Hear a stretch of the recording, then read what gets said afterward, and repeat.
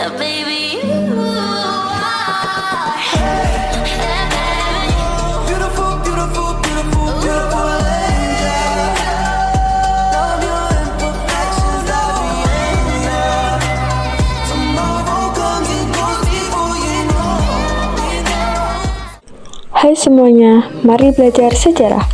Sebelumnya, perkenalkan, aku Marlina Ika Fatmasari, mahasiswa Prodi Pendidikan Sejarah dari Universitas Negeri Yogyakarta. Nah, di sini siapa sih yang nggak pengen berkunjung ke kota Jogja? Kota dengan segala keistimewaannya dan kota yang mendapatkan julukan kota pelajar ini tentunya di dalamnya menyimpan banyak pusat-pusat pendidikan dan juga 1000 objek wisata yang ada di dalamnya. Nah, yang menarik, objek wisata yang ada di Jogja ini didominasi oleh bangunan yang menjadi kilas balik atau saksi bisu kita dalam melihat pahlawan terdahulu yang dalam memperjuangkan kemerdekaan Indonesia. Nah, salah satunya yaitu ada Museum Perjuangan Yogyakarta. Museum ini terletak tidak jauh dari pusat kota Yogyakarta, tepatnya yaitu di Jalan Kolonel Sugiono nomor 24 Brontokusuman, Kecamatan Mergangsan, Kota Yogyakarta, Daerah Istimewa Yogyakarta. Nah, dalam rangka peringatan setengah abad kebangkitan nasional pada tanggal 20 Mei tahun 1958 di Yogyakarta telah memunculkan suatu gagasan pendirian bangunan monumental yang memuat sejarah perjuangan bangsa Indonesia. Sebagai tindak lanjut, dibentuklah Panitia Monumen Setengah Abad Kebangkitan Nasional yang diketuai oleh Sri Sultan Hamengkubuwono ke-9 dengan susunan kepanitiaan yang terdiri dari unsur DPRD, ABRI, pemerintah, Jaban, polisi, sipil, partai, serta cendekiawan. Pembangunan diawali dengan pemasakan patok oleh Sri Paku Alam ke-8 pada tanggal 17 Agustus tahun 1959 di halaman dalam Brontokusuman, Yogyakarta. Upacara pencangkulan pertama ini dilaksanakan pada tanggal 5 Oktober tahun 1928 oleh Sri Paku Alam ke-8. Kemudian diakhiri dengan peletakan batu terakhir pada tanggal 29 Juni tahun 1961 oleh Sri Sultan Hamengkubuwono ke-9. Selanjutnya, bangunan tersebut diberi nama Museum Perjuangan dan pembukaan secara resmi dilaksanakan pada tanggal 17 November tahun 1961 oleh Sri Paku Alam ke-8. Museum Perjuangan Yogyakarta mempunyai konsep bangunan yang unik dan menarik. Nah, tapi tentunya keunikan tersebut tidak hanya enak dipandang mata aja nih, tapi mempunyai makna yang mendalam. Berikut penjelasan konsep bangunan yang unik dan menarik di setiap relief serta sudut bangunan yang ada di Museum Perjuangan Yogyakarta. Bangunan Museum Perjuangan Yogyakarta berbentuk bulat silinder atau ronde tempel dengan garis tengah 30 meter dan tinggi 700 meter yang merupakan perpaduan model barat atau zaman Kekaisaran Romawi di Roma yang tampak pada bagian atas bangunannya, dan model timur yang nampak pada bagian bawah bangunan dengan mengambil model candi-candi di Indonesia. Atap bangunannya berbentuk topi baja model Amerika dengan hiasan puncak berupa 5 buah bambu runcing yang berdiri tegak di atas bulatan bola dunia yang terletak di atas 5 buah truk.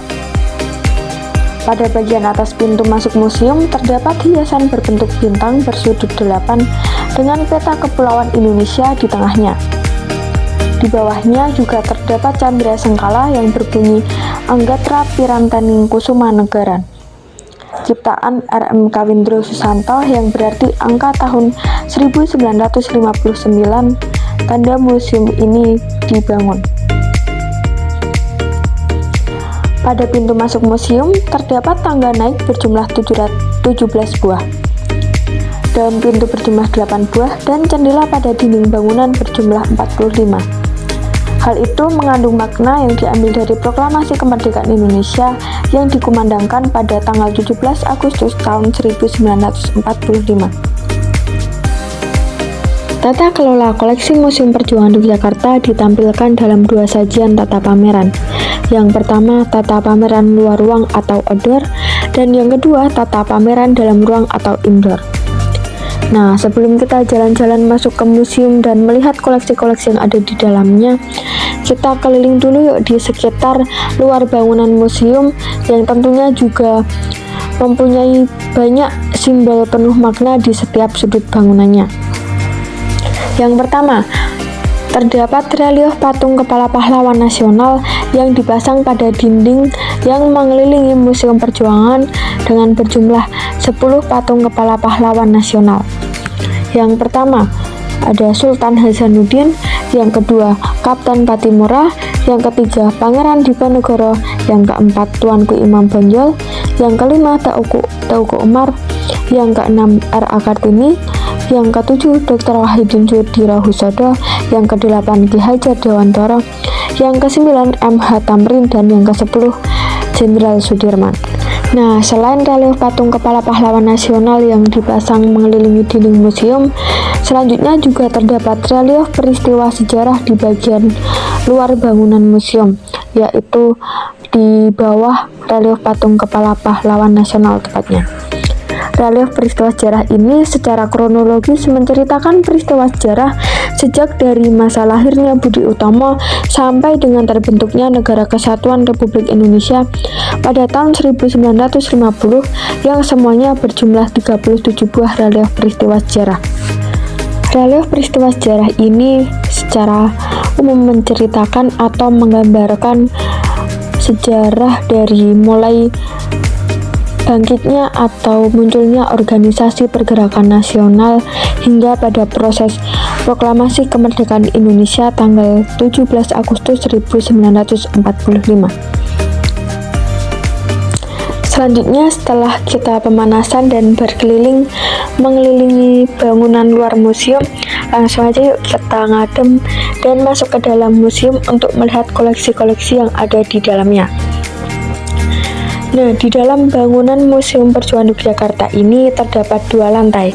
Yang pertama, lantai atas itu menyimpan koleksi-koleksi museum yang bersifat paten, dan yang di lantai bawah itu menyimpan koleksi-koleksi museum yang bersifat kontemporer.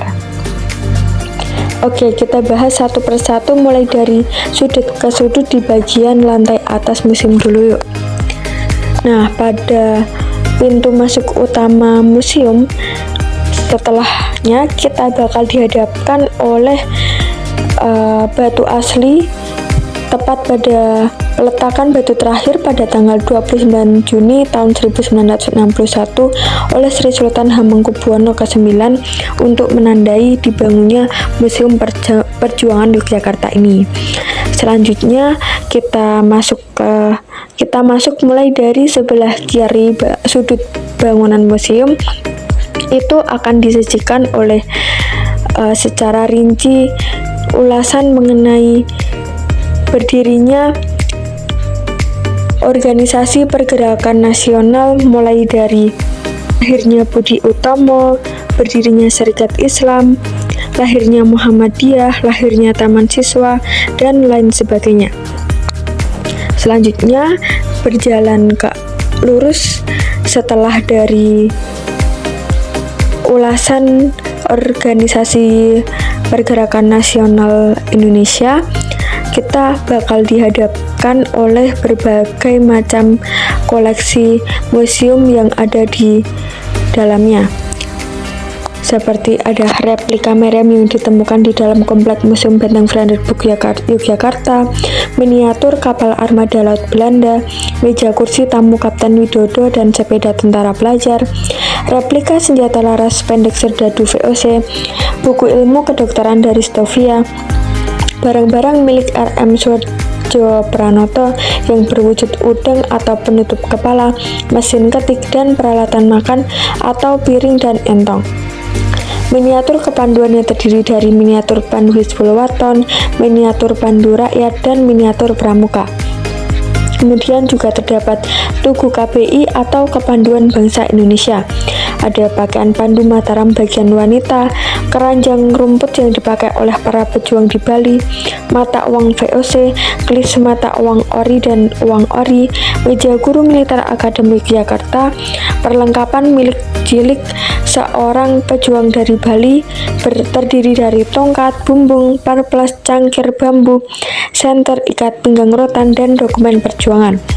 Kemudian juga terdapat perlengkapan Insinyur Soekarno di Rengas Dengklok yang terdiri dari tempat tidur, meja, kursi, dan peralatan minum milik Gio Gesong. Selanjutnya juga terdapat koleksi museum di lantai atas, yaitu perlengkapan milik Soejimin, seorang anggota tentara pelajar, yang terdiri dari arsip surat-surat penting, buku catatan harian, topi pakaian tentara pelajar, dan bendera merah putih. Perlengkapan SPN atau Sekolah Polisi Negara di Nanggulan yang terdiri dari meja, kentongan, dan lampu sentir. Kemudian juga terdapat tas kayu, bambu runcing, samurai, radio perjuangan, lumping batu, plakat-plakat perjuangan, kentongan kesekretariatan MBKD atau Markas Besar Komando Jawa. Oke, setelah kita mengelilingi sudut demi sudut pada bagian lantai atas Museum Perjuangan Yogyakarta ini, ternyata perjalanan kita masih harus lanjut lagi nih di bagian lantai bawah Museum Perjuangan Yogyakarta. Oke, di bagian lantai bawah Museum Perjuangan Yogyakarta ini itu bersifat pameran kontemporer. Jadi pada lantai bawah ini dikhususkan untuk penyelenggaraan pameran yang bersifat event. Di awal ya Pak, dari yang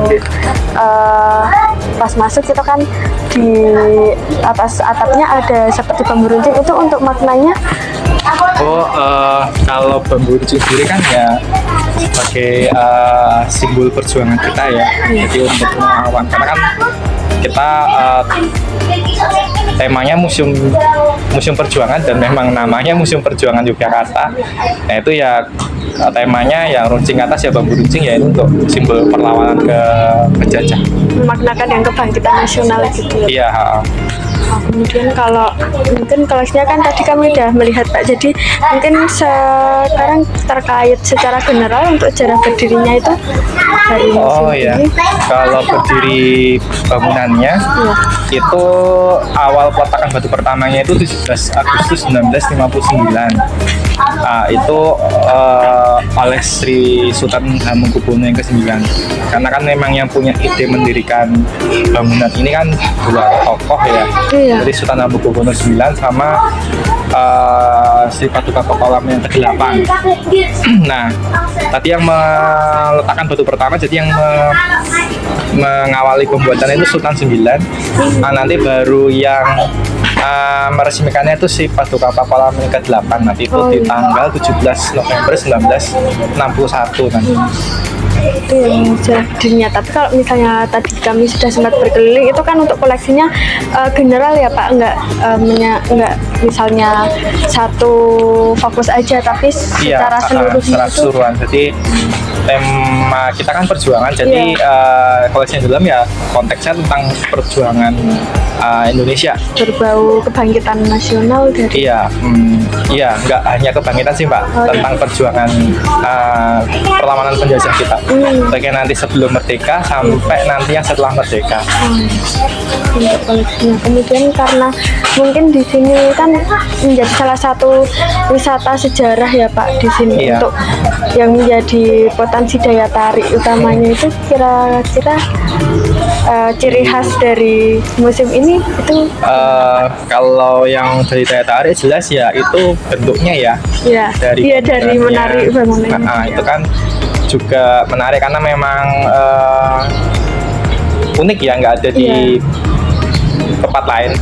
Karena kan ini arsiteknya juga menggabungkan antara bangunan khas Jawa, khas Indonesia, sama bangunan dari khas Eropa sana atau Romawi, arsitek Romawi. Karena salah satunya mungkin yang ada kayak penjaga kanan kiri itu di Jawa gitu ya Pak. Itu kan kayak di candi ya. Di apa namanya, tangganya itu kan ada pengapitnya tuh juga kayak ada candi. Terus juga di sisi luarnya yang keliling bangunannya itu kan ada seperti kayak relief. Jadi memang ada relief dan ada ceritanya. Oh iya. Itu nanti kalau di sisi luar itu ada 37 narasi, jadi 37 peristiwa.